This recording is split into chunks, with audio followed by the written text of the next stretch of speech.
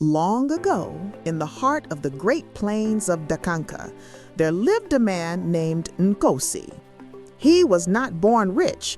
Oh no, he was once a humble hunter, walking barefoot, chasing small game for his supper. But through luck and cunning, Nkosi became the wealthiest man in all the villages around. He traded ivory, gold, and cattle. He built a house so large that it cast a shadow over half the village. His compound had servants who ran like ants, and his voice was obeyed like that of a king. Nkosi believed there was no man greater than him, and because of this pride, he decided to show his power in the most foolish way imaginable. He said, "I shall marry every beautiful woman in Dakanka and beyond. I will have 1,000 wives." At first, people laughed, thinking it was just talk. But Nkosi began sending his messengers to every village. He offered gold to fathers, cattle to mothers, and silk to the maidens. Many could not resist. Soon his compound was filled with wives, hundreds of them. Each one is more beautiful than the last. Every night there was music, drumming, and feasting.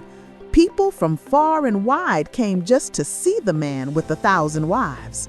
But slowly, the joy in the village began to fade. Food became scarce, servants began to steal, and the laughter of the wives turned into whispers of sorrow. Nkosi did not see this. He walked proudly saying, "I am Nkosi, son of destiny. Who can challenge me? Even the spirits envy my greatness." But in every land there is a man who stands for wisdom. In Dakanka, that man was Chief Koko, old, gray, and calm as a silent lake.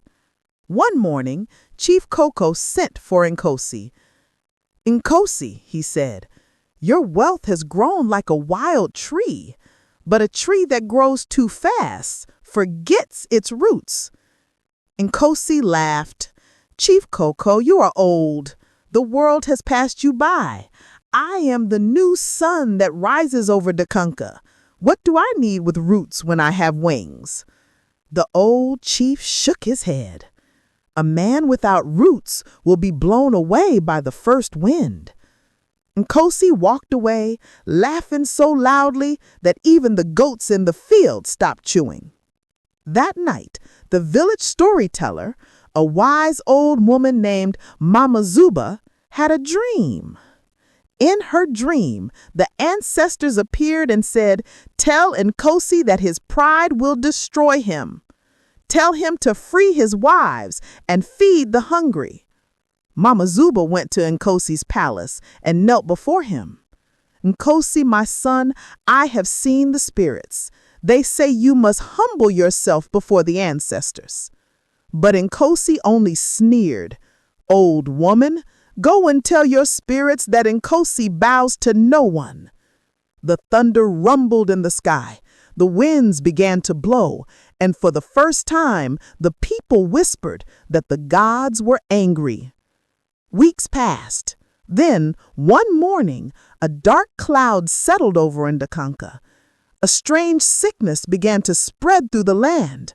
The crops dried up. The rivers turned muddy. The people wailed. But Nkosi's feast continued. Then, one by one, his wives began to fall ill. No healer could help. His cattle died. His gold turned to dust in his hands. Nkosi ran to Chief Koko, trembling for the first time in his life. "Chief, help me. My power is gone. My wives are dying." The old chief looked at him and said quietly, "You were warned, Nkosi. The ancestors do not share their throne with pride." Nkosi fell to his knees. "Tell me what to do."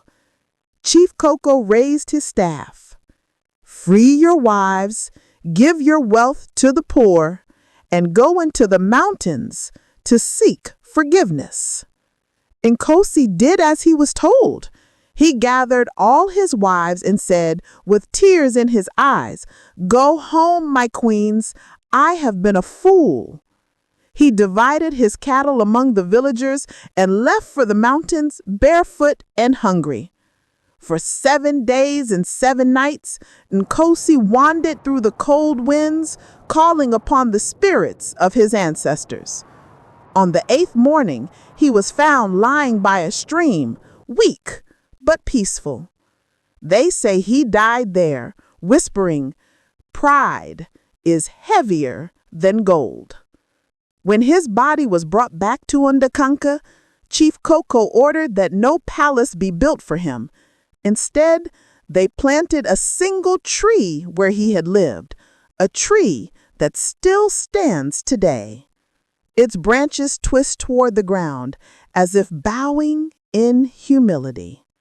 And so, my children, the people of Ndakanka learned an important lesson, that a proud man builds his house on sand, but a humble man builds his heart on stone. Even today, when someone in Ndakanka begins to boast too much, the elders smile and say, "Be careful, or you'll end up like Nkosi with 1,000 wives and no soul." You see, before Nkosi became the man who lost everything, there was a time when his heart was still soft, when the songs of the people still moved him. Back in his youth, Nkosi was known not for arrogance, but for his charm and laughter. He would hunt with his friends, dance during the moon festivals, and share roasted yam around the fire. He was loved by many, especially by a young woman named Amara, the first woman who truly touched his heart. Amara was gentle, with eyes that saw through pride and hands that healed without words. She was not from a rich family, but her kindness drew Nkosi like a moth to a flame. They married young, before his wealth came, and together they dreamed of a humble life, a small farm, some children, peace. But as his fortunes grew, the world began to whisper in his ear.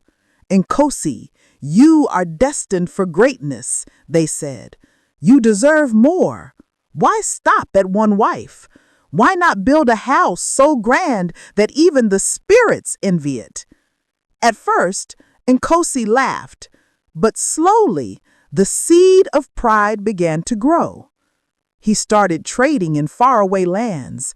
He built new homes, then towers, then halls filled with gold. Amara watched him change, watched the man who once shared roasted yam with her begin to dine alone on silver plates. Amara said to him one evening, her voice trembling, "Nkosi, your wealth grows, but your heart shrinks." He turned to her, dressed in fine robes, and said coldly, "Amara, the world calls my name now. I have no time for the talk of small hearts. Do you not see what I have built?" Tears filled her eyes. "I see what you've built," she said softly, "but I also see what you are losing." Nkosi walked away that night, leaving behind not just his wife, but the last piece of humility he ever owned. As the seasons passed, Amara fell ill. She called for him many times, but Nkosi did not come. When she died, the villagers said the river itself wept that day, for even the spirits knew that Nkosi had sealed his fate. It was after Amara's death that his obsession began, the hunger to replace the love he had lost with countless faces, countless wives. His palace grew like a city of its own.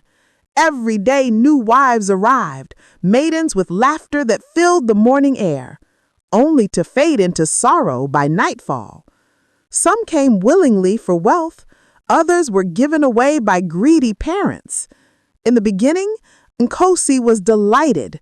He would walk among them proudly, counting them as one might count gold coins. He gave them rooms lined with silk, jewelry made from the finest stones, perfumes from distant lands. yet none of them could fill the emptiness that had taken root inside him. At night, he would walk alone through the vast halls of his compound, listening to the echoes of laughter that no longer comforted him. The feast continued, but the joy was hollow. His servants began to fear him. The sound of his footsteps made them bow low, avoiding his gaze. They whispered to each other that Nkosi no longer walked among men, that he had become something else, something hollow. And yet he did not stop. When Chief Koko warned him, he laughed. When Mama Zuba brought the message of the ancestors, he mocked her. But deep down, a tiny part of him trembled, a voice he could not silence. It was the voice of Amara, echoing faintly in his dreams. Sometimes, late at night, he would wake sweating, hearing her say, "Nkosi, what have you done to yourself?" He would sit up, stare into the darkness, and whisper, "I have built an empire for you, Amara." But no voice answered him, only silence. The sickness that struck his wives was only the beginning. The spirits had not yet finished with him. After the illness swept through his palace, the land began to rebel. His herds wandered off and vanished. The earth refused to yield crops. Rains stopped falling, as if the heavens themselves had turned away. The people of Dakanka began to murmur. They spoke in hushed tones, saying, "The curse has come.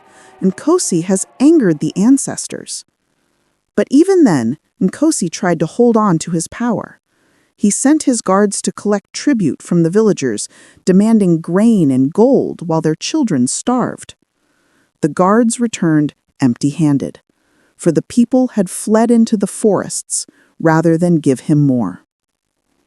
One night, his chief servant, a loyal man named Tamba, who had served Nkosi since his youth, came to him trembling. "My master," he said, "you must humble yourself. The people suffer. The gods are restless." Nkosi's eyes flashed. "You dare speak to me of humility, you who eat from my table?" Tamba bowed low. "I speak only because I care, my lord. The signs are clear. The earth does not lie." Nkosi rose from his throne and struck the man across the face. "Leave my sight," he thundered. Tamba left that night, tears running down his face. It was said that as he crossed the village gate, lightning flashed, striking the tree beside him. From that moment, the people knew the gods were watching. Days later, the sickness took his favorite wife, a beautiful woman named Lena, whose laughter had once reminded him of Amara. He wept bitterly for her, but even his tears brought no peace. He began to wander his empty halls, muttering to himself, "I will rebuild. I will show them all. I will make the ancestors proud again." But his words were hollow. The gold around him looked dull, the feasts tasteless, the music hollow. One night, as he sat alone, he heard a faint knock at his door. When he opened it, he found no one there, only the wind and the soft scent of flowers that Amara used to wear. He fell to his knees, trembling. "Amara," he whispered, "forgive me." The next morning, he went to Chief Koko, barefoot and humbled, as you've heard before. But that was not the end. No, that was the beginning of his final journey. When Nkosi left Dakanka, he carried nothing but a walking stick and a small gourd of water. He walked through the plains where once he had hunted, past the trees where children used to call his name. Now the children hid from him, whispering, "The cursed man is passing." He walked for days, through the burning sun, through cold nights, until he reached the mountains that touched the clouds. There he built a small fire and began to pray. For the first time in many years, he spoke not to men, but to the heavens. He confessed every sin, every lie, every act of greed, every wife he took in arrogance. He begged the ancestors to hear him. For 7 days, neither he ate nor drank. His voice grew weak. On the 8th morning, he dreamed. In his dream, he stood in a great field covered in mist. From the fog, a Mara appeared, smiling, radiant, holding a small child by the hand. "Nkosi," she said gently, "you have walked far. The ancestors have heard you." He fell to his knees, weeping. "Will they forgive me?" "Forgiveness is not given," she said softly. "It is earned. You must rest now. The earth will remember your lesson." When Nkosi awoke, his breath was shallow. The sun was rising golden and calm. He reached for his gourd, but found it empty. He closed his eyes, whispering, "Pride is heavier than gold," and the wind carried his words away. When the villagers found him, his face was peaceful, as if he had finally found the silence that had eluded him all his life. They buried him beneath the great tree that now stands in Dakanka, and when the wind blows through its branches, the leaves make a sound like gentle whispering. Some say it is Nkosi himself, warning those who pass by. Even now, elders tell their children, "Remember Nkosi, who had everything and lost it to pride." Because wealth can build walls, but only humility can build peace. Nkosi, the man who married 1,000 wives but lost himself to pride.